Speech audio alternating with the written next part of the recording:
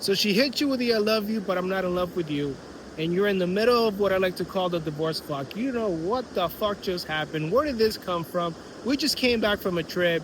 What does this mean? What am I going to do? How much space does she need? Am I going to lose my family? What's going to happen to my kids? Are they going to be raised by another man? What is going on? Do I even want to be with her?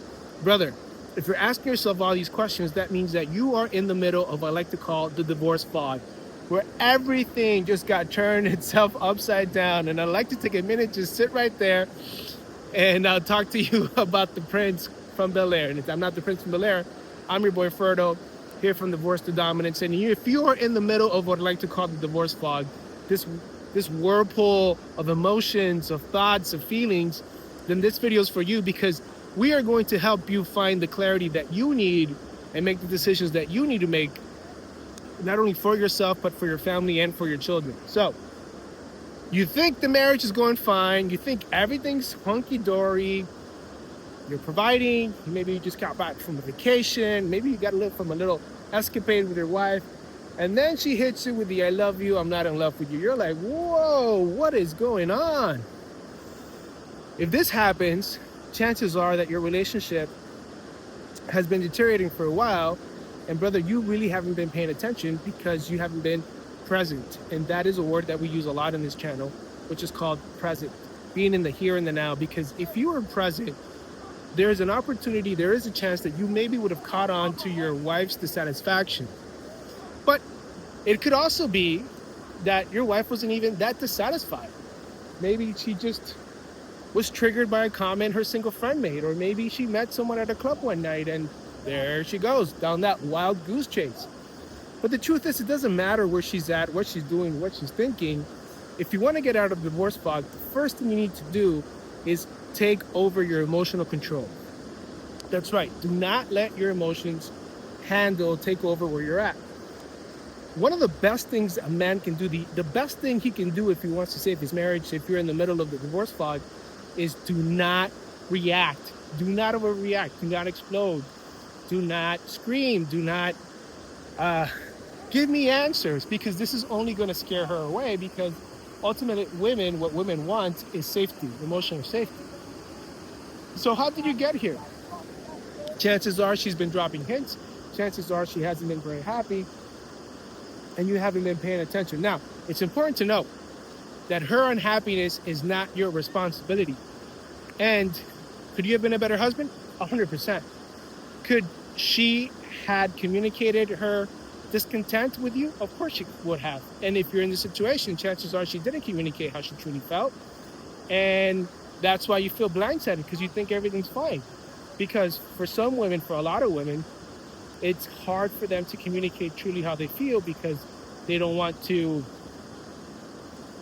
create ruckus. They don't want the kids to see you guys fighting, whatever the case may be. But you're in the divorce fog. You don't know what's really going on. You're trying to find answers. You're Googling stuff on YouTube. This guy pops out without a shirt in the middle of the beach. And the first thing you need to do is regulate your emotional state. First and foremost. Boom. That's the first thing you need to do. The second thing you need to do is be really honest with yourself and ask, what is it that I want? I mean, do I even want this relationship? And you might not be there yet, because this is a long process. But if you do want to save your marriage, the first thing you need to do is do not overreact, do not explode. If you see some text messages, if she wants space, is going to move to her mom's house, if she kicks you out, don't overreact.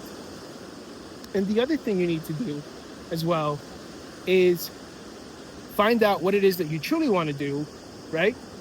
And from that place is where you start making decisions for your life and for your family. So don't overreact, number one. Number two, find out what you truly want, okay? And then number three, do not chase. Do not chase your woman at all. Brother, if she's asking for space, give her all the fucking space she wants. Like they like to say in Spanish, toma, get all the space you want. She's pulling away from you. She's not sleeping with you. She's asking for space. What's happening is that she's slowly breaking up with you. She wants to find out what life is like without you on the other side. Because the issue is that she thinks that her unhappiness is your fault. And yes, you could have done some things better in the marriage, bro. But you're fucking human, man. You're not perfect. But she's blaming all of her unhappiness. Most women are like this. Not all, but most women are blaming all their unhappiness on you. Well, if I'm unhappy, it's my husband's fault. If I'm unhappy, it's because of him. He doesn't provide enough. He doesn't do enough. He's not present enough. And the list goes on and on and on and on and on and on. So get yourself emotionally regulated. Find out what it is that you want to do. Do not overreact, and do not chase her. Do not chase her, because if she wants to go this way, you go the other way, and you say, you know what? I'll give you your space.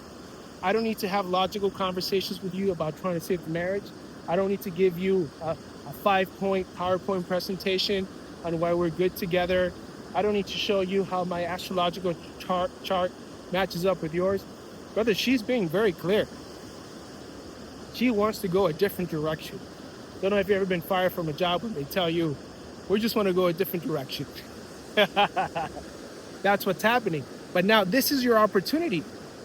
This is your opportunity to actually sit in the discomfort, figure out what it is that you want, and truly start imagining yourself without this woman. And it could be very frustrating for you to do that, because obviously you want to save your marriage, the kids, are they going to be raised by another man, whatever the case may be. But you are the man. You are the man in the relationship, and you have to lead accordingly. So if she wants to go right and you want to go left because you think that's what's best for the family and for your children, then brother, go left. And there's only two choices. Two things will happen. Number one, she'll follow you, or number two, she'll criticize you. And if she criticizes you and wants to go her way, then allow her to go her way, man. I know it's difficult. You probably have a lot on the line: finances, houses, dogs, kids, history, the whole nine. But what's happening here is you're watching a woman having an emotional moment. Because the truth is, if she was a healthy woman, she would have communicated to you how she felt. Now, you need to go back and see if this is what she did and if you were paying attention. But if from one day to the next she woke up and said, I don't want to do this anymore, then that tells you this is someone who's completely being led by their emotions. And how can you build a life with someone who's this emotionally immature? You're probably making excuses right now for her and saying, no, but she this, but she that. Bruh, I was there. All right? But you got to get yourself centered. You have to come down and say, what is it that I want? And where is it that I want to go to? Because that is the only way that you're going to get out of the emotional fog. If you want her to respect you, she needs to see you as the leader, and you need to lead your family, lead your life, and stop following and chasing her and trying to make her happy, because that is a fool's errand. And there's a high probability that you're in this situation because all you did was try to make her happy instead of you doing what was right for you and your family. And this is what got you into this space.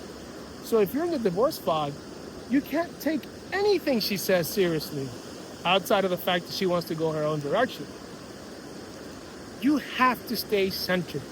This is your moment to lead. This is your moment to take the charge, to be the field marshal and push forward and conquer this moment in your life. Because otherwise, if you're going to follow someone who's heavily emotional, then, one day they're this, one day they're that, and that's going to be a recipe for failure. Let me see how the light is here. No, it's too dark. I have to come back this other way.